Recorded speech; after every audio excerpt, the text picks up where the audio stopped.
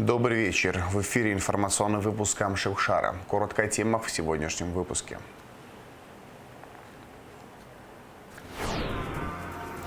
В селе Маркула Чемчирского района по поручению Аслана Бжани идет строительство мини-футбольного стадиона.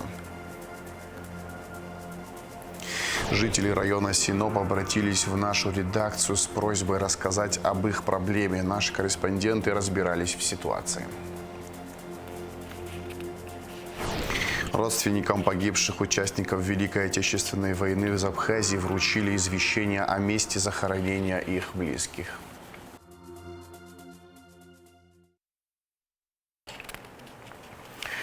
Президент Абхазии Аслан Бжани провел встречу с Союзом политических партий и общественных организаций. На повестке дня были вопросы внутренней и внешней политики, социально-экономического развития государства. Состоялся обмен мнениями. В своих выступлениях руководители организаций, входящих в Союз, высказали поддержку президенту Аслану Бжани. По их словам, политика главы государства направлена на укрепление безопасности страны, улучшение благосостояния граждан. Аслан Бжани поздравил президента Сирийской Арабской Республики Башара Асада с днем рождения. Абхазский народ искренне благодарен вам за признание независимости нашей страны и высоко ценит дружбу между Абхазией и Сирией. Убежден, что сотрудничество между нашими странами будет только расширяться и укрепляться в будущем, отметил президент Абхазии. Аслан Бжани пожелал Башару Асаду крепкого здоровья, благополучия и успехов на высоком посту, а братскому сирийскому народу мира и процветания. Премьер-министр Александр Анкваб встретился с посланником Международного комитета Красного Креста по пропавшим без вести на Кавказе Анье Скотту. В ходе встречи обсуждалась деятельность миссии Красного Креста в Абхазии по обнаружению захоронений погибших в результате грузино-абхазской войны и идентификации обнаруженных останков. Было подчеркнуто, что основной целью является не только установление судьбы пропавших, но и исключение ошибок в процессе идентификации. Премьер-министр вновь подтвердил готовность к оказанию миссии необходимого содействия. Во встрече приняли участие глава миссии Международного комитета Красного Креста в Абхазии Чингиз Раимбеков и его заместитель Борис Казанба. В Сухуми почтили память Юрия Воронова. 11 сентября исполнилось 29 лет со дня убийства выдающегося ученого-кавказоведа, одного из лидеров национально-освободительного движения абхазского народа, видного государственного и общественного деятеля, доктора исторических наук Юрия Николаевича Воронова.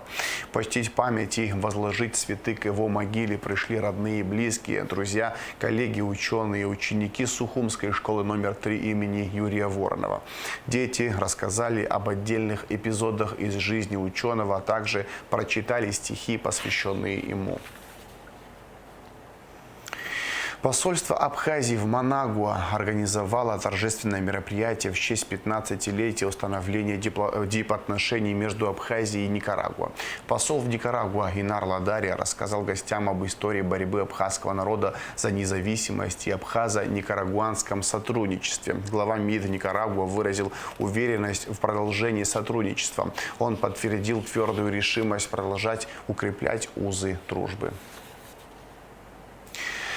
Вот уже более 2 недель, как в селе Маркула Чемчирского района по поручению Аслана Бжани идет строительство мини-футбольного стадиона.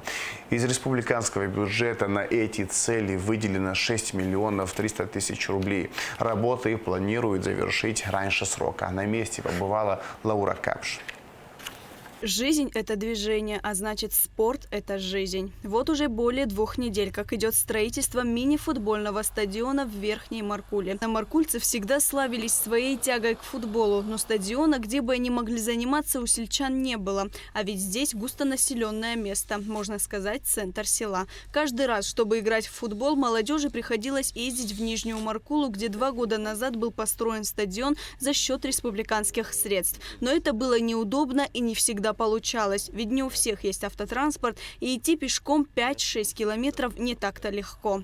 Ширина нового спортивного объекта 20 метров, длина 40 метров, высота ограды 4,5 метра. Также будет установлено 16 светильников и уложен искусственный газон толщиной 4 миллиметра. Одним словом, стадион будет соответствовать нормам международного стандарта. Сейчас мы расчистили территорию, выемка грунта, надо грунт изъять, это грунт там есть годный, есть негодный, мы на это не смотрим, засыпаем все это балластом, разравниваем, укатываем по периметру, фундамент делаем. В пятницу или в субботу залито будет где-то 115 кубов бетона, это вместе с фундаментом и с полем. Дальше уже сварщики приступают к своим делам, каркас, ограда. За это время мы привезем этот самый искусственный газон, там он состоит из резиновой крошки, кварцевого песка и так далее. Там свои технологии есть, обычно это краснодарцы приезжают, нам делают. Разметка, ворота, все как полагается. Заказчиком является ОКСА. Работы выполняет госкомпания «Пснергылара». По поручению президента на строительство данного мини-стадиона из республиканского бюджета было выделено 6 миллионов 300 тысяч рублей. Маркула – большое село. И стоит отметить, что местная молодежь подает здесь большие надежды в спорте. А если говорить о футболе, то в него любят играть как молодое поколение, так и люди в возрасте. Поэтому, собрав подписи, жители села обратились к президенту с просьбой построить им новый стадион. Буквально за, там, скажем, год-полтора осуществили нашу просьбу. А у нас в селе, это у нас второй стадион будет, так как село Меркула территориально очень большое село. В нижнем селе Меркула стоит стадион мини-футбольного поля. Это было 2 года тому назад. Опять-таки руководство страны посодействовало в этом деле. Большое им спасибо хочу сказать. А тут у нас, где мы стоим, центр села. Густонаселенный центр села, где собираются и молодежь, и взрослые, и мы все. Хочу поблагодарить руководство страны Аслана Георгиевича Бжания за такой проект. Нестор Селимоглы учится в 11 классе. Он любит спорт, увлекается дзюдо, самбо, а также футболом. По словам Нестора, он очень рад строящемуся стадиону. Мы ездили, допустим, в Обнос, там играли в футбол. И, честно, хотели, чтобы здесь тоже поле построили, сделали. Мы всегда старших просили, они тоже развиты в виде спорта, они тоже любят поиграть. Мы их просили, с ними ездили, там и играли, но все-таки это не у каждого. Во-первых, каждый день получалось туда ехать, там нас привезти. И хотелось бы, конечно, чтобы у нас в селе такое поле было, чтобы мы могли сюда подниматься и играться. Здесь для всех близко, по-любому будем играть. Очень рады из-за того, что здесь стройка идет. И очень хотелось бы поскорее поиграть в футбол. Согласно проектно-сметной документации, строительство данного стадиона должно быть завершено до Нового года. Однако, по словам Руслана Тванба, объект будет введен в эксплуатацию раньше. Такие же мини-стадионы будут построены в селе Акваския и в Сухуме. Все работы выполняются за счет средств республиканского бюджета. Лаура Капш, Инал Гвинджа, Абхазское телевидение. После 3 дней поиска спасатели обнаружили тело гражданина России Тимофеева Сергея Анатольевича, утонувшего в акватории Гагры 8 сентября, сообщает пресс-служба МЧС. Тело утонувшего доставили в морг Гагрской районной больницы. Родственникам погибших участников Великой Отечественной войны из Абхазии вручили извещение о месте захоронения их близких. Ранее многие из них считались пропавшими без вести, а информация о том, в каких боевых действиях они участвовали, отсутствовала. 3 семьи спустя много лет узнали о том, где похоронены их отцы. На вручении извещения побывала наш корреспондент Ульяна Рожкова. Международный проект возвращения имени «Поиск пропавших воинов Красной Армии из Абхазии и их родных» проводится с 2016 года. Цели и задачи проекта – поиск узников фашизма, пропавших без вести в концлагерях немецких нацистов и их родных, а также бойцов Красной Армии, павших на фронтах Великой Отечественной войны. Все работы посвящаются семьям, потерявшим своих родных, которые не теряют надежды узнать об их судьбе. Выполняя все писанные и неписанные правила увековечения памяти воинов. Мы сегодня в стенах главного военного комиссариата увековечиваем память призывников, которые были призваны на фронт в Очимчирском районе, в военкомате, в Гудаутском районном военном комиссариате. И вручаем документы, те извещения, которые всегда ранее вручали военные комиссариаты о судьбе солдат, участников Великой Отечественной войны, которые в силу различных причин семьи не получили. Для нас особенно сегодня важно, что на мероприятии присутствует родная дочь и родной сын этих воинов, которые всю жизнь помнили о своих отцах, искали своих отцов, хранили о них память. Так, дочь погибшего Ясона Тарнава признается, что отца совсем не помнит, но с детства слышала только хорошее и всю жизнь хранила память о нем. Очень хвалили моего отца. Последний раз мама была вот в Краснодаре, где они были. Последний раз, говорит, накрыла, говорит, стол. Он с друзьями пришел, только успели сесть, и тревога. Моментально, говорит, куда ушли, говорит, все не видела, говорит. Все. То есть она поехала к нему в часть? Да, на свидание она поехала. Продукты привезла. И все. Больше ничего мама и не знала, никто ничего не знал. Ковик Амичба был единственным сыном Николая Амичба, который воевал на территории Краснодарского края в районе села Лазаревское. Своего отца он также практически не помнит. На фронт Николай Амичба ушел в возрасте 23 лет. Его сестры, мои тети, что рассказали, я его вовсе не помню. Мне, наверное, было год или вот так его забрали. Он бригадиром работал в колхозе. И семиклассным образованием партию уже коммунистическую его приняли в те времена. Ну, он повестку получил, конечно, он не отказался бы и поехал на фронт. И погиб. 11 сентября в здании военного комиссариата на вручении извещений было одновременно и радостно, но и отчасти досадно. Целых 1,5 года шла работа по поиску информации о пропавших. Память и надежда, которую пронесли с собой всю жизнь родственники погибших, бесценна. Сегодня и плакать хочется, и радость, потому что многие, кого мы потеряли в той войне, наш абхазский менталитет такой, пока человека нету, не знаем, не знают, мертвый, живой, хуже нету ожидания.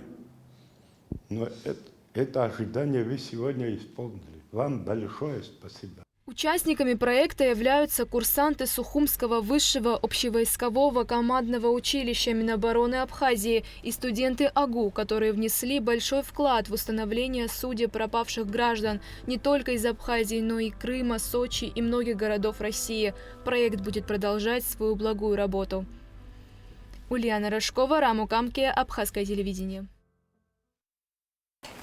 Жители района Синоп по адресу Кадорское шоссе 22 обратились в нашу редакцию с просьбой рассказать об их проблеме. Дело в том, что в подвалах их домов, а также во дворах периодически скапливалась вода.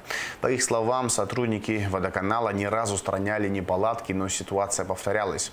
На место выехала наша съемочная группа. Репортаж Гугуцы Вардани. Вода из подвалов многоэтажных зданий, забитой канализацией во дворе. На эти проблемы жалуются жители района Синоп по адресу Кадорское шоссе 22. По их словам, после очередного разлива сточных вод сотрудники водоканала приезжают и устраняют неполадки, но ситуация обостряется тем, что, как оказалось, вода течет еще из труб старой котельной, находящейся прямо напротив домов. Вон, видите, по всей улице стоит. Они приходят, чистят, они не отказывают нам. Но все равно вот что творится. После этого все это дети заносят в дом. У нас очень большой двор и много детей. У нас нету чистого двора. Мы своими силами сколько могли делаем, но уже больше денег тоже нету. Мы не можем все время у людей дайте деньги. Здесь много пенсионеров, которые не в силах сами убирать. В этом доме много тоже квартир сдается. Хозяева здесь не живут. Их отдыхающие в унитазы бросают, наверное, не нужно то, что бросать туда. Поэтому вот так как забивается. Еще проблема, вот, пожалуйста, вода. Чистая вода идет с котельной старой. По словам сотрудников водоканала, ушло немало времени на выяснение причины проблемы, искать место протечки и устранять ее пытались и сами жители. Однако возникало немало сложностей, ведь эти трубы были проложены еще в 80-х годах прошлого столетия. Вот этот водопровод называем Синопский, потому что это ведомственные СФТИшные дома. И обслуживание, подача воды питьевой, все осуществляло СФТИ. Нам в Сухумский водоканал городской передали относительно недавно, год, полтора-два, сейчас я точно не могу сказать. Вот здесь вот СФТИ, вот, у них есть чертежи, оказались чертежи. Вот, мы вот сейчас выяснили, что эта труба, она упирается в старую котельную. После войны она не функционировала. Там внутри какие-то задвижки перекрыли, чтобы она туда внутрь не попадала вода, потому что там все уже распилили, разрезали, все. Вот. Но подача осталась старая к ней, естественно. Вот сейчас старая подача. Вот здесь вот колодец, вон там выше тоже еще один колодец есть в зарослях. Там наши ребята нашли, сейчас мне бригадир показал. А типа может вода идти сюда тоже? Да, этот колодец связан с этим колодцем. Но в этот колодец вода со стенок попадает. Не снизу, не с лотка колодца, а со стенок колодца. То есть это вот где-то водопровод рядом проходит, где-то пробило, она канал нашла и потихонечку попадает в этот колодец. И оттуда с этого колодца перетекает в этот колодец. Вот. Да, мы там то, что они говорят, мы сделаем, там колодец сделаем и соединим там 1,5-2 метра этой трубы. В данный момент идут работы по устранению протечек из труб старой котельной на Кадурском шоссе 22. По словам главного инженера водоканала Мирабан Анкваб, обращений в разных районах города много, и специалисты иногда просто не успевают приехать на место поломки. Тогда у них проблема была, вот там чуть выше, где вот это здание, вот там прорыв был. Вот выше вот той ямы вырытой, там прорыв был. Мы приезжали, кусок трубы поменяли. Ну и стало сухо, но прорвало выше. Вот туда, в районе котельной, ближе к котельне, туда прорвало. И оттуда она стекает сюда, я так думаю. Сотрудники водоканала планируют завершить ремонтные работы по устранению протечек на Кадурском шоссе 22 в ближайшее время. Гугут Савардания, Раму Камке, Абхазское телевидение.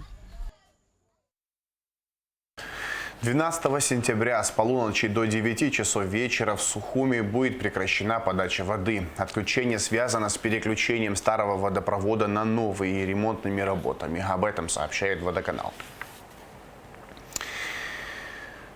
Оперативно-розыскные мероприятия по изъятию запрещенных растений провели сотрудники ОВД по Ткорчалскому району.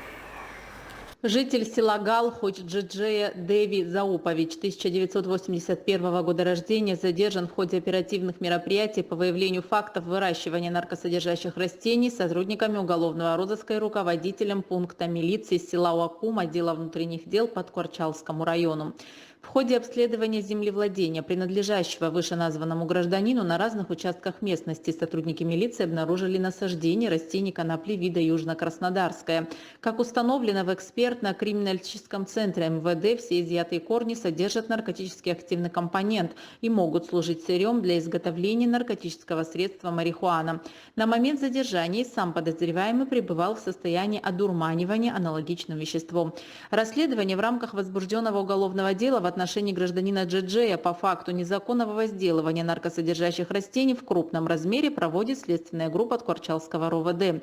Решением районного суда подозреваемый на время предварительного расследования заключен под стражу. А сейчас расскажем о погоде. четверг, 12 сентября, возможны кратковременные осадки, гроза. Температура воздуха ночью 17-22, днем 27-31 градус тепла. Температура морской воды плюс 27 градусов.